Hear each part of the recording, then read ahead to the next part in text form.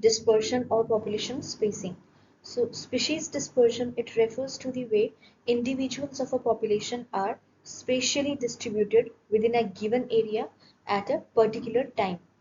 It provides insight into how organisms occupy their habitat and how they interact with one another and their environment. So it describes their spacing relative to each other. And it is of three types: random, clumped, uniform. Random dispersion. So it refers to the distribution pattern where individuals of a species are spread across an area in a manner that is unpredictable and does not follow a specific pattern. Now, this type of dispersion occurs when environmental conditions are uniform and resources are available, allowing individuals to occupy space without significant competition or influence from the neighboring individuals. The location of one individual does not influence the placement of another, as they are not competing for resources or territory. For example, dandelions. Now these dandelions, they produce seeds that are lightweight and equipped with parachute-like structures, allowing them to be carried by the wind over considerable distances. When these seeds, they land in favorable environments characterized by adequate soil, moisture, nutrients and light, they germinate and grow into new plants. The exact locations where seeds land and sprout are random, leading to a scattered distribution of dandelion plants across a given area. In optimal conditions, dandelions may sprout in various places, but their growth depends on the availability of necessary sources, which can further influence their random dispersion. Uniform dispersion. Now, it refers to the distribution pattern in which individuals of a population are spaced more or less evenly throughout a given area. This type of dispersion often arises from social interactions, territorial behavior, or competition for limited sources. Individuals maintain a relatively consistent distance from one another, leading to the organized pattern of distribution. Uniform distribution often results from individuals defending territories to secure resources such as food, mates, or nesting sites. For example, allelopathy in plants. Some plants, such as certain species of eucalyptus or black walnut, they produce chemicals that inhibit the growth of nearby plants. This phenomenon is known as allelopathy. By releasing these toxins into the soil, these plants reduce competition for water, nutrients, and light from other individuals of the same or different species. This results in an even spacing of the allelopathic plants, as they effectively limit the establishment and growth of neighboring plants.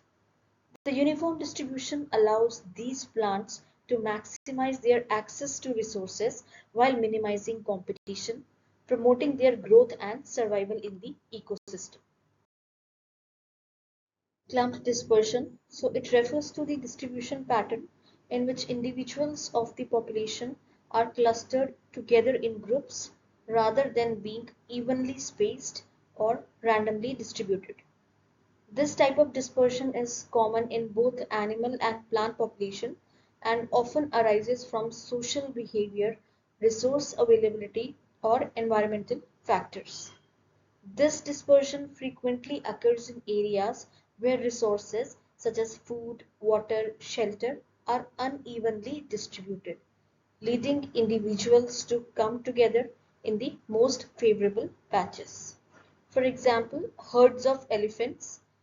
Elephants are known to live in matriarchal herds where females and their young form close-knit social groups.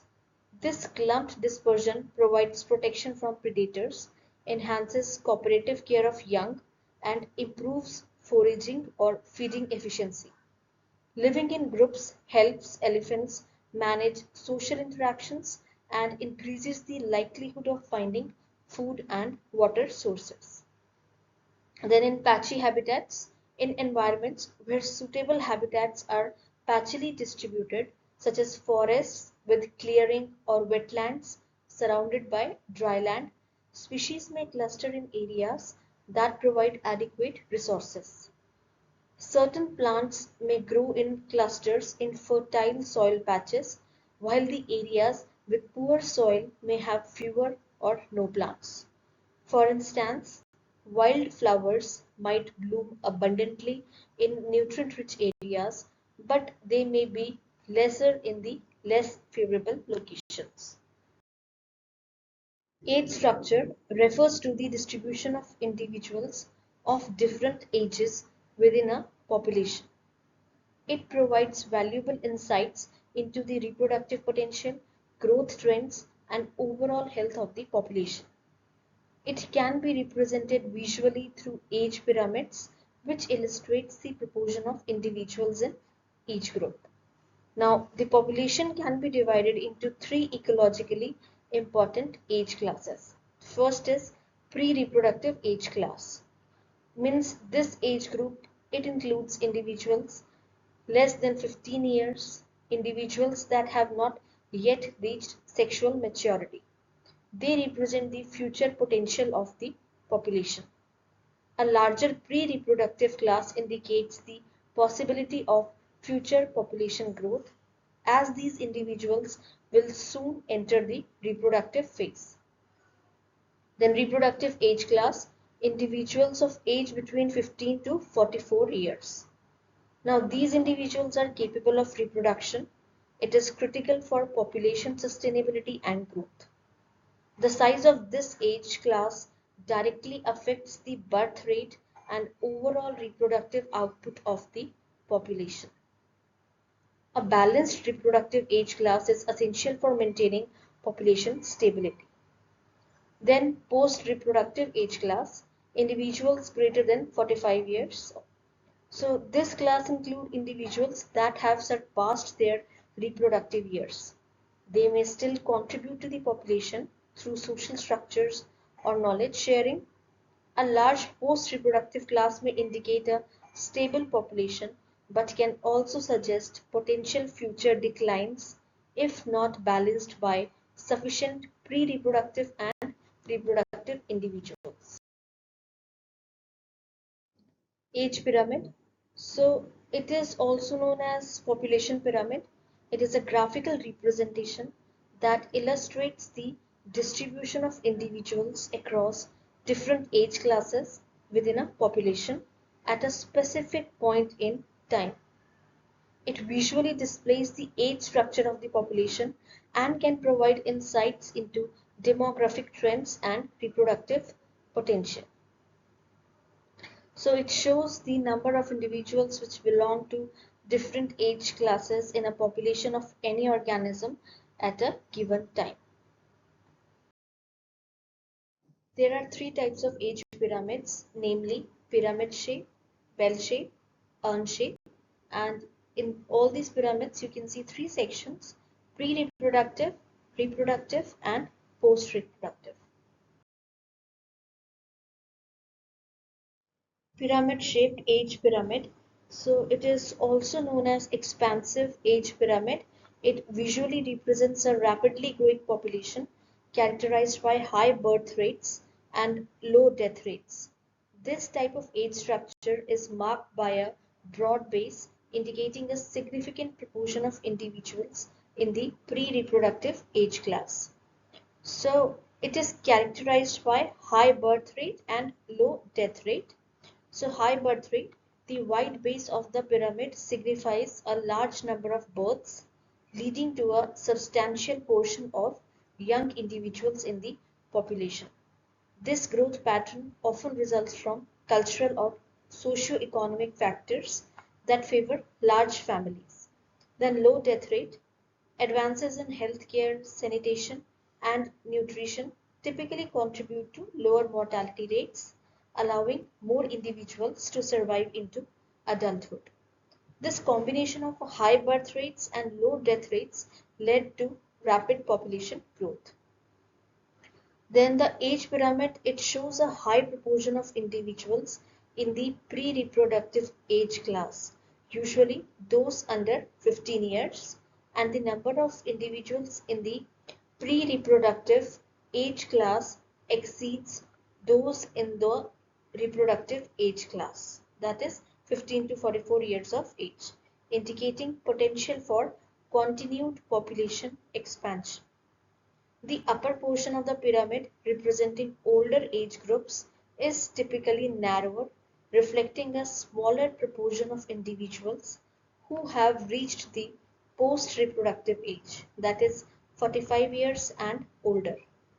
This narrowing indicates that fewer individuals survive to older ages, which may be due to the various factors like healthcare, access, or living conditions. Bell-shaped age pyramid.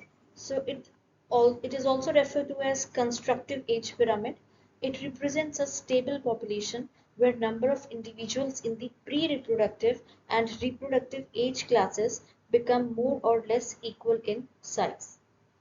So the pyramid displays a similar number of individuals in both the pre-reproductive and reproductive age classes. This balance suggests that the population is maintaining itself without significant growth or decline. The top of the pyramid, representing the post-reproductive age class, is narrower, indicating that fewer individuals survive to older ages. This reflects normal mortality rates without an overwhelming aging population. Then birth rates and death rates are approximately equal in this pyramid, leading to a relatively stable population size over the time. This balance allows for sustainable population dynamics where the population can support itself without substantial fluctuations. Urn-shaped pyramid. So it is characterized by low proportion of pre-reproductive age class individuals due to the reduced birth rate. So the base of the pyramid is narrow, indicating a significantly reduced number of pre-reproductive individuals. This low proportion suggests that fewer children are being born, leading to an overall decrease in population growth. The reproductive age class and the post-reproductive age class are more pronounced, often appearing larger than the pre-reproductive class. This indicates that the population consists of more adults and elderly individuals as compared to the children. The combination of a low birth rate and relatively high death rate contributes to the shrinking population. The pyramid shape reflects the ongoing mortality of older individuals, resulting in a decline in overall population size over the time. So this is the representation of diminishing or declining population.